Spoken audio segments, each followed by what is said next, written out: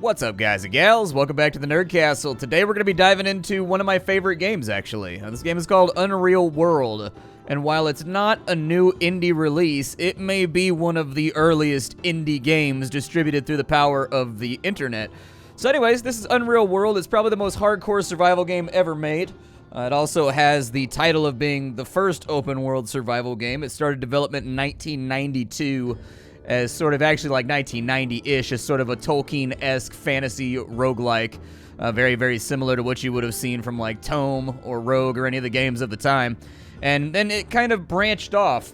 This game is made by one guy in Finland who effectively like knows all these survival things and everything. He lives like out in the woods and stuff from what I've read, and he's been working on this game for around 30 years. It holds the Guinness Book of World Records record for, and this is before, it held that record before you could just buy your way into the book.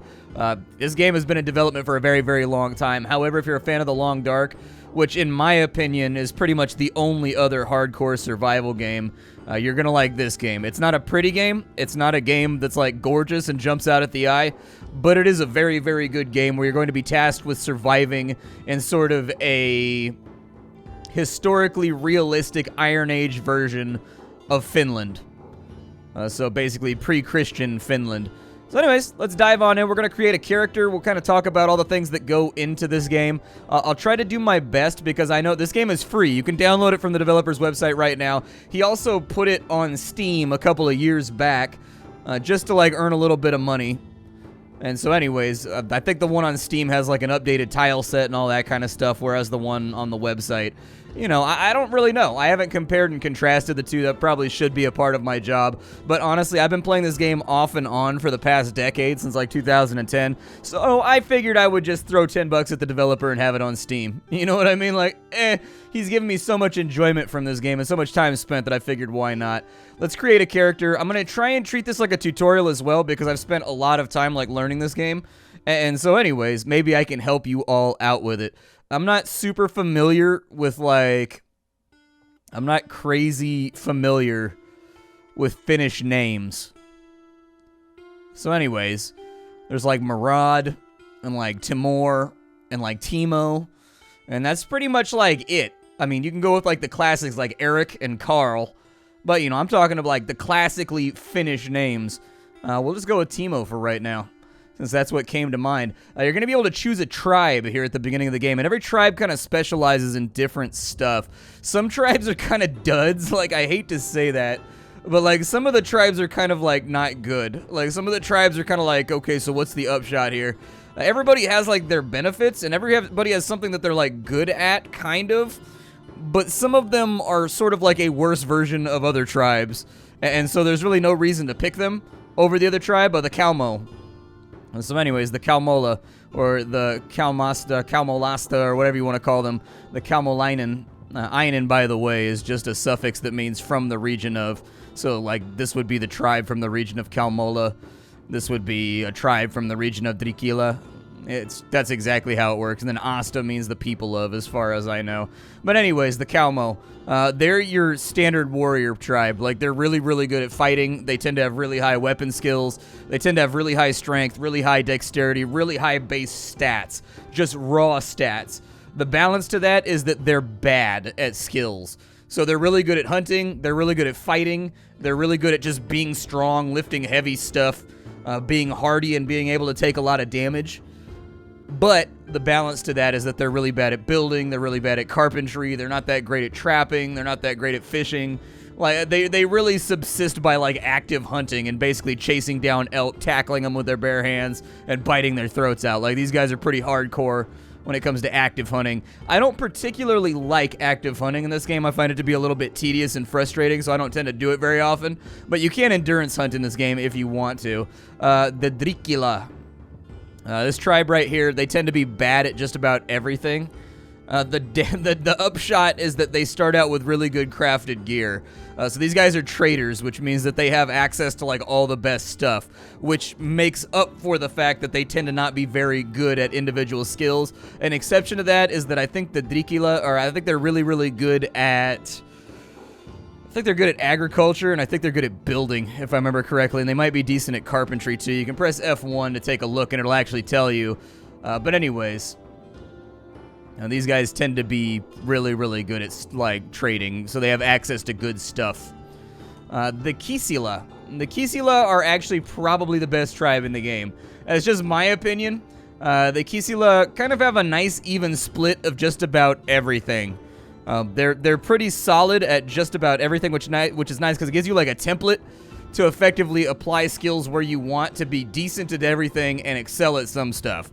The downshot is they don't tend to be super good at weapon skills. They don't have like weapon skills that are going to be above competent at the beginning of the game. You know, they're kind of the jack of all trades, master of one is like really what I would call them. Whatever you set up to be good at, you'll be good at, but everything else you'll be kind of average at. The Rimilainen. These guys over here are farmers. There you go. That's all you need to know about that. The Sartola, they are trappers and also farmers. Apparently, they're trading partners with the Drikila as well. The Islanders, they tend to hunt like seals. Yep.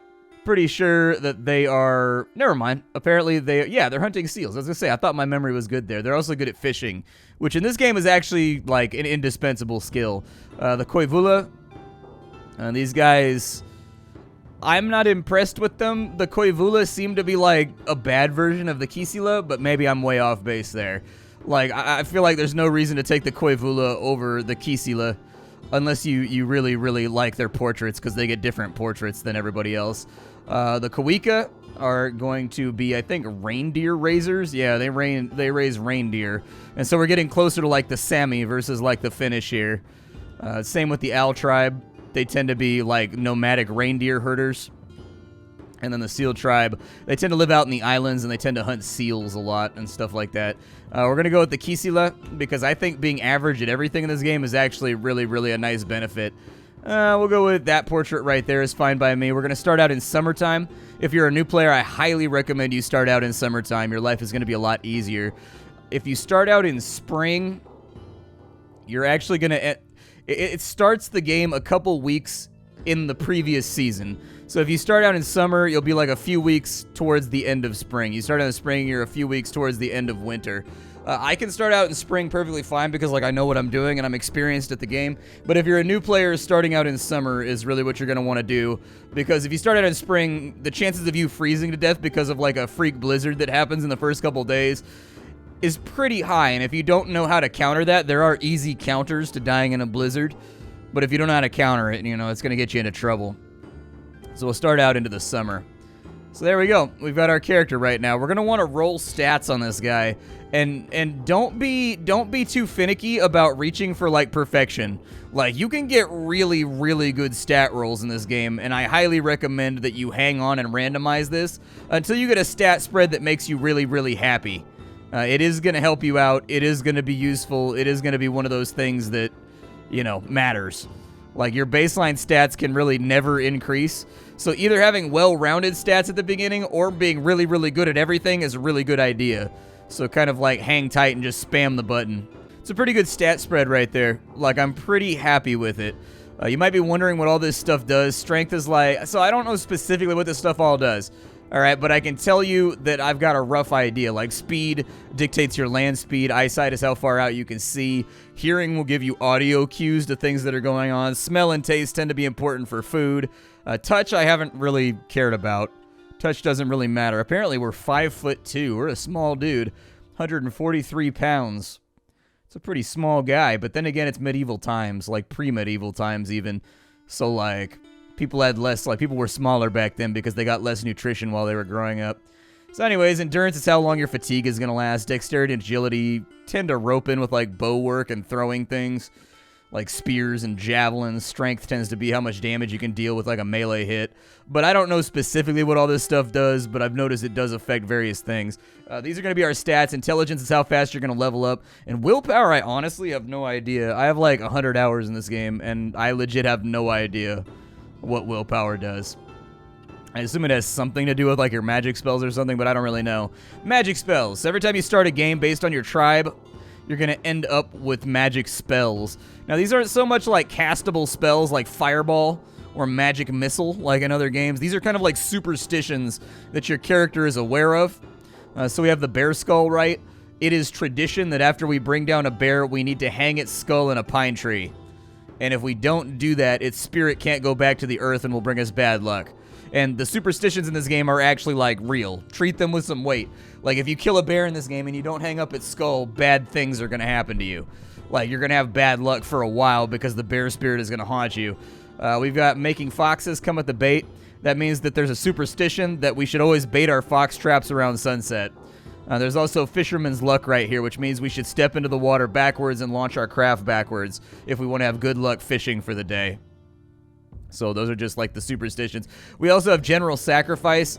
General Sacrifice is where you find a high-ranking member of the military staff in the Finnish Republic, and you offer them up on a large stone. No, General Sacrifice just allows us to offer whatever it is that we've taken from the land of the forest spirit.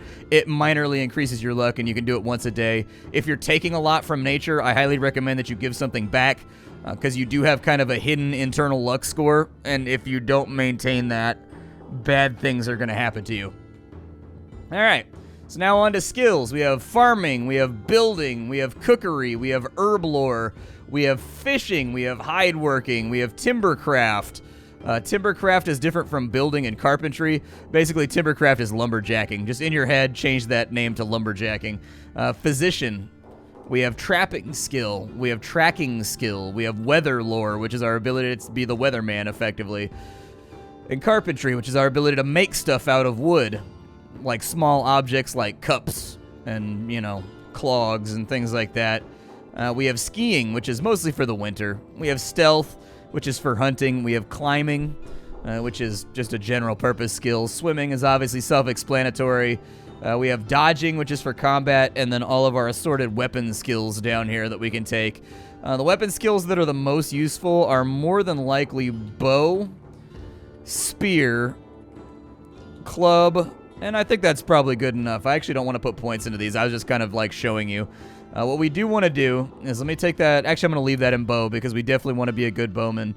I would recommend that you put a point into fishing. I would recommend that you put a point into trapping. That's just me personally. I like passive trapping. I tend to get a lot of gains from passive trapping. I'll probably go with a little bit of building, maybe. Although building is kind of, I don't know. We're gonna be good at. We have axe skills. Okay, axes like they annihilate the corpses of things, though. We'll go with club skill for right now. I think we'll go with some club skill because I like to beat things with a club. Like, blunt weapons in this game, they don't damage the hides of anything that you catch. And so killing things with a blunt instrument tends to be really, really good for making sure you get solid hides out that you can sell when you go to town. Because you don't start out with all the things you need in this game. But we'll talk about that later. I would say tracking is probably a useful thing to have, but I'm going to go with carpentry instead. Sounds fine to me. I mean, our spear isn't bad, so I think we can live with it. Hopefully Timo has a good life. So it's going to randomly generate the world now. And now that it's randomly generated the world, we're going to pick a spot to start. I tend to like being on the western coast or like the southwestern coast. You can also start out with your tribe if you want to, or with a random tribe. It doesn't really matter. The only tribe here that is evil are the Nerply Derplies, the pink guys that are the southeast. So if you want to fight with Nerply Derplies and steal their stuff, which I wouldn't recommend because combat in this game is hyper deadly, you can go over there if you want. I mean, it's not going to turn out the way you want it to turn out. I promise you, you aren't going to become like the ultimate Finnish, Suomi warrior. You're going to get wrecked, but, do what you want. It's up to you. That looks good. We'll probably head northwest from there. That seems like an okay spot, so we'll start out from there. We want to get into No Man's Land about as early as we can in the game, because No Man's Land has a lot more bounty. There's more fish, there's more game, stuff like that. You have a startup scenario. It's up to you. You can read these and take whichever one you want. For a new player, I would suggest Hunting Trip because it gives you a free bow most of the time. So we'll do that. In addition, there is a game course. This is effectively like, do you want the tutorials turned on or not? Escape will put you in the default game, which is really difficult, and you start out with no help. Living in the Wild is the default start, where you've got kind of like a quest chain that you're going to follow, and it will award you with items as you go through. For new players and experienced players alike, if you're looking for something a little bit less zero-sum, I'd recommend going with Living in the Wild. And then Advanced Adventures are like really, really advanced concepts that'll help you out if you're an experienced player already, but you want to learn how to do like agriculture. You want to learn how to do fur trading and stuff like that. We'll go with Living in the Wild for right now so you can see what that looks like. And then we will dive on into the game. It's time for us to play. All right, so here we are. Our first quest is to find water. So the unfortunate hunting trip, you're going to start out next to your father who is dead. He's been killed by an animal, most likely a bear or a moose. And in that process, you know, you're now sad. We're going to press Shift-G and then up to loot his stuff. He's got 2 hand axes. That's really good. He's got a knife. He's got a short bow and 9 arrows. I'm going to take all of those. He's got all of his clothing. We're going to take all of that, and we're just going to kind of leave him laying naked in the middle of the woods. He's also got 4 smoked bear cuts, so that's good. I'll take the loop snare, too, although we're not really going to use that. So there it is. We've picked up all of his stuff. This is what the game looks like. We can press Control and minus or Control and plus to zoom in and zoom out. You can do that at your own leisure. The animal that killed our father is still here, so we are going to have to like look around for him. This game is played entirely with the keyboard. So, you know, you can rotate your character around the yellow arrow as you're facing, and then by pressing up, you always move forward, kind of like, kind of Resident Evil style, I guess. Whatever direction the arrow is facing, the up arrow moves you in that direction. It'll be a little bit foreign the first time you play it, but you'll get used to it, I promise. Ooh, whatever the animal is down here. Oh, what kind of tracks are these? What are these right here? Let's look. Fresh bear tracks going to the southwest. The bear isn't bleeding, so the bear isn't wounded. I'm going to recommend that we peace on out. I know it's not going to be like super honorable to leave our father dying or dead on the ground after looting all of his stuff and leaving him just like dong to the breeze, but I would rather not get eaten by a bear. You can press enter to go to the overworld map, which we're on right now. If you're trying to get a view of the overworld map, you either find trees that are along the edge of large valleys like these and you'll automatically climb them, or you can find mountains like these right here and then just kind of rotate and look around to scout out game. The first thing we're going to want to do is we're going to want to find ourselves a place to kind of hang out. We're already in no man's land to the west of the Sartalainen, and so that's good. If we head east, we should be able to find their settlements as far as I know. You can press F6. That'll give you a map if you're trying to identify like where you're at versus, you know, where everything else is at. I think we also have the Seal tribe to the north of us, but the weather's going to get kind of nasty up there, so it may not be worth the trip. What we want to look for right here is we actually want to look for kind of like a little spit of land like this right over here. Exactly. Animals are going to go out onto this little spit of land. And realistically, what we want to do is we want to trap fence this off over on this side with one little hole going through it, and then trap fence this off, and then this entire area will be our hunting ground. It'll basically be like the king's land. We'll roll through there with an iron fist, just murdering everything that gets in our way. I do want to wield my short bow, so I'm going to press W to do that and select short bow right there. In addition, we're going to need to wield our arrows too in order to properly shoot them. This seems like a good enough spot. I hesitate to say that this is like a great spot or like a fantastic spot. What are those, like mushrooms? What are those right there? 2 months the mushrooms will be grown. All right, let's go find the water real fast because we have a quest to drink that anyways. And I think the water was off in this direction. Yeah, there it is right there. Perfect. You can drink from the ocean in this game. You press the Q key. Boom, our quest is done. We're going to move on to a quest called A Closer Look. That's going to want us to kind of like zoom in and zoom out and rotate our character around. Don't worry, I'm going to be breezing through these tutorials. We've got a quest to press G to pick something up. So there it is. We picked up a big rock and completed that. Now it's probably going to want me to make a fire, as denoted by the quest that says make a fire. If at any point you lose track of what your quest objectives are, you can press F5 to bring that back up. And there you go. So for right now anyways, if you wanted to make a fire, that's going to involve your timber craft. We need to make a shelter. We can make a shelter. Yeah, let's make a shelter first. Why not? So to make a shelter, we're going to need 20 spruce boughs. We can get those over here. You press S to open the skill list. You're going to go to Timbercraft, and then you're going to say cut branches from the tree. We're just going to use a knife for that. And so I'll probably do that twice right there, and that's going to give us 21 spruce twigs. Perfect. The other thing that we're going to need is we're going to need some long branches, and the long branches are going to come from these little trees right here. I'm going to timber craft these. It only takes a knife to do a small tree, so there you go. We got that covered. I'm going to bring back one more. Nope, I'm overweight. Damn. All right, well, we'll drop 2 of these. That's fine, with the D key, by the way, in case you're wondering how I did that. And then we're going to find kind of a clear open spot, but we want to walk around a little bit first. And I'll tell you why. We want to find berry bushes. We want berry bushes that are kind of like a short walk from our initial starting location. If we don't have that, there's not going to be a lot of game around. Game in this game, it exists realistically. Like squirrels, grouse, animals of those types, they're going to be looking around for their food sources. And so you want there to be like lingonberries around. You want there to be like blackberries around, blueberries around. So, like, take a look around, like these right here. Those are them, right here to the east. These things that I'm standing on, these are lingonberry shrubs. This is going to be a really, really good trapping spot for us. And we want to see if these lingonberries, like, do they carry on to the north or anything? They do not, okay? Do they carry on to the south at all? They do. Oh, wow, there's like a big string of lingonberries over here. Okay, well, this is going to be our primary trapping ground so that we can get ourselves some subsistence food. So what I'm going to do is we're going to press the plus key. It's going to take us into the building menu, and we're just going to make a basic shelter. This is effectively like a lean-to. Did I not pick up those trunks? Did I drop all of them?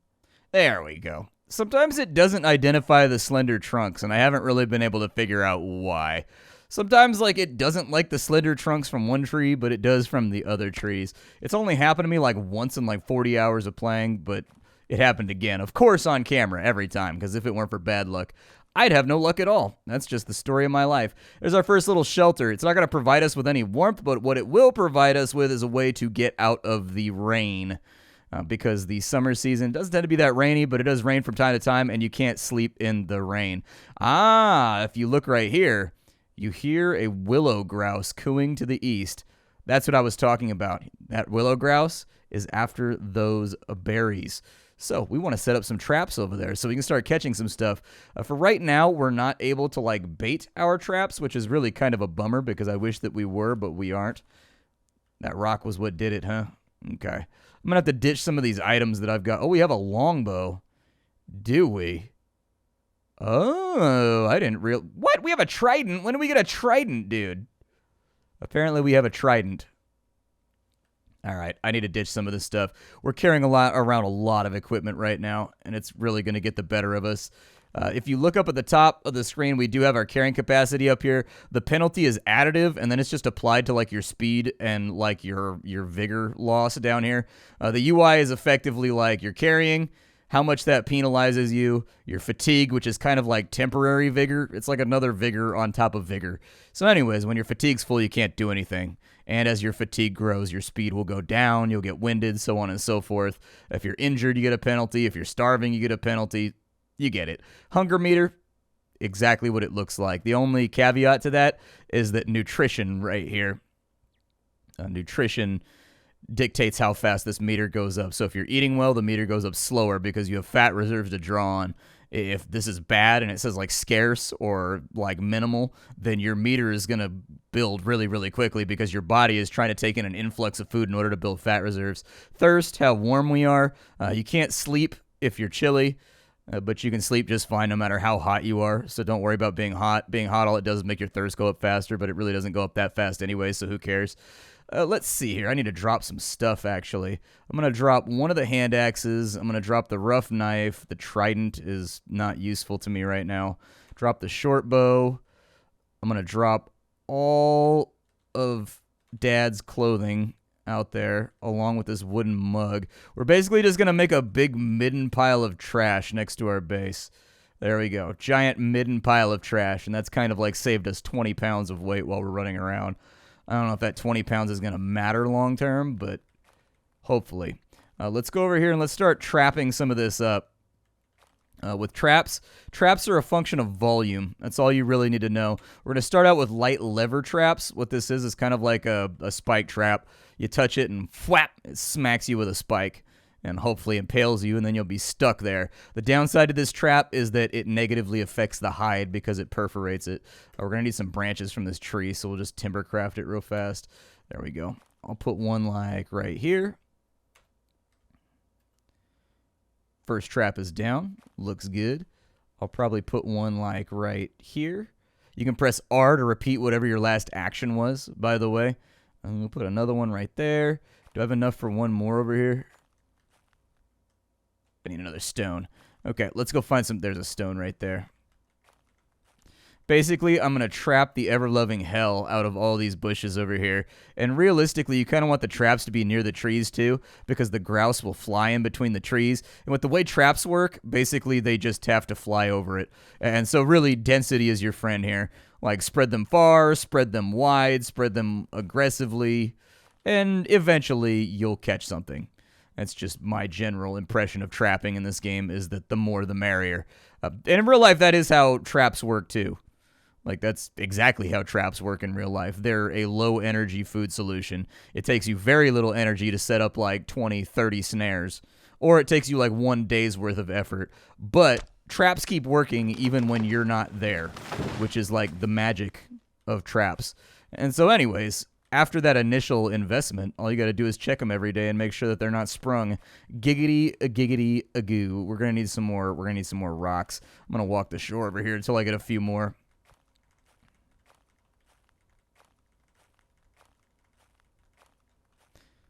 Getting a little hungry. I'm going to eat my rye bread real fast. If you press the E key, it will take you to the eating menu over here. Pretty much everything in this game, if there's something you want to do, the key that, like, starts off the word is more than likely it. Ooh, we could put some traps down here, too. Man, we got lingonberries everywhere. Pretty excited about this. Oh, I don't want to fell a tree. That's not what I'm going for. Let's go to skills menu, and then we'll go to our trapping. And then we'll go with another light lever trap down here. If you're trying to save the hides of the things that you're trapping, you should use deadfalls. But I have found that my luck with deadfalls is pretty minimal. I don't catch things in deadfalls very often. I catch things in spike traps like all the time, dude. So anyways, we'll put out some snares and some traps. These are going to be good for rabbits. These are going to be good for grouse. These are going to be good for crows and ravens. These are going to be good for sometimes a ferret, although I don't think I've ever caught a ferret in a spike trap. Capercaillie would be another bird that we can get out of here. Ooh, hey, what's up, Branch? You want to come with me? Okay, so our first batch of traps is all set up. We've got snares all over the place. So that's good. Hopefully we catch something in it. We just heard a willow grouse just a second ago cooing off in the east. So, pretty good chance we're going to catch something around here. Depending on your trap skill, internally it makes a roll whenever you put a trap on the ground, and that determines whether or not something is attracted towards the trap to step on it or repulsed away from it. If you find that your traps aren't catching anything, think about your placement. If you hear animals in the area, cool. Go kick your traps and then rebuild them. And it'll make the roll again, which may have something wander into it the next time around. Basically, reset all of your traps every 2 to 3 days. If you're not hearing any animals moving around in the wilderness and you're not hearing anything happen, don't even bother putting traps down. There's no animals around. That's just facts. And so I've spent, like, entire summers trapping areas being like, why am I not catching anything? And it's just there's no animals in that area. Especially if you're close to a village or whatever, your chances get real low because other people are hunting the stuff, and so there's kind of less of a chance for it to spawn there. I don't see anything up here to the north. I'm going to bring back big stones with me whenever I can, though, because I do plan on trapping more and more and more. However, there's no food up here, so I have no reason to believe that rabbits or anything else would be attracted to this area. There are some mushrooms over there, but a chubby berry shrub. We can try to identify it, although our herb lore is pretty bad. We don't recognize what it is. Well, that's a bummer, because I would have liked recognizing it, but I accept that. Herb lore is one of those things that, like, we kind of dumped it in order to make room for other stuff. I would like to trap this little area up here, too. Feels fertile to me. Like, if we could just get 6 or 7 more traps running all up through this area, I think there's a really good chance that we're going to be catching things semi-frequently. Not crazy frequently, but semi-frequently. And this game's kind of a slow burner. Like, I know what you're saying right now. You're probably like, so when's the game part? And that's really kind of, I think, the beauty of this game is that, like, this is a game that perfectly captures the very real, very boring mundanity of survival. If you've ever watched, like, survival shows or anything else like that, you'll know that survival is effectively just small, repetitive tasks that you take part in every single day. And no game other than The Long Dark has ever really, truly captured that outside of Unreal World. Like, this game is a game with a lot of little tiny tasks, like setting up all these traps right here. And whether or not you're going to get, like, a huge amount of satisfaction out of that is going to kind of depend on how much you like survival stuff. And not just like survival, but like hardcore survival. You know, like, this is not a game where the instant payoff is right around the corner. This is definitely a game where sometimes you don't catch anything. Sometimes you sit around for a few days and then you die of starvation because you just didn't catch anything. Other times, your backpack will be overflowing with food and hides. It's kind of hard to say what's going to happen every time you play this game, and that's where the roguelike part comes in. And I think that's what's so compelling and fun about the game is that, you know, it gives you a lot of freedom to basically do whatever you want during your survival process. Where's my shelter at? I'm lost. I need an adult, please. There it is. All right. So, those traps are close enough and our hearing skill is high enough that if one of them is triggered, it should say you hear baying to the east of like an animal in pain or whatever. You should be able to hear that, or if the trap hits like a grouse or like a squirrel, it should kill them. And so if it kills them, you'll hear like a whump off in a direction, then you just got to go look for the body, which is kind of hit or miss. Sometimes you find them, sometimes you don't. What do they want me to do here? Build a fire? That's true. We haven't built a fire yet, have we? Okay. I can do that. The easiest part of building a fire here is that you're just going to come through and you are going to just cut some twigs. I usually do it like 6 times, and that should be enough to give you branches to last about 3 hours. We don't need to cook anything right now. You press F in the direction of the kindling to start the fire, and there you go. We made a fire. Now it's going to give us a free fish. As part of our tutorial, it wants us to learn how to cook that fish, so we're going to go to cookery, we're going to roast it, and then we're going to go to this pike right here and put it on the ground. It takes about 3 hours for a pike to cook, so it's going to take a bit. We need to wield our longbow real fast, too. Our longbow should do. I've never actually started with a longbow before, so that's a pretty major come-up as far as survival items go. Like, a longbow is really good in this game. Like, a longbow is capable of, like, knocking an elk off their feet, so that's good. That's going to help us out a ton. For right now, though, this has been a short intro to Unreal World, a game that I love very, very much. I keep it near and dear to my heart. If you guys enjoyed this episode, make sure you leave a like on it. I'm going to try to do another one right after this so that at least we can get through like the basic tutorial actions of getting you self-sufficient during the process. But if it doesn't happen, I'm sorry, you know. New release channel. You always got to kind of pivot and rotate to make sure your content's staying current. Check out the Discord if you enjoyed this video. Make sure you check out my Twitch stream as well. I was playing this game just the other day on Twitch TV/SplatterCatGaming. There's a full like 3-4 hour VOD that you can check out there. See y'all later. How you doing? Take care, everybody.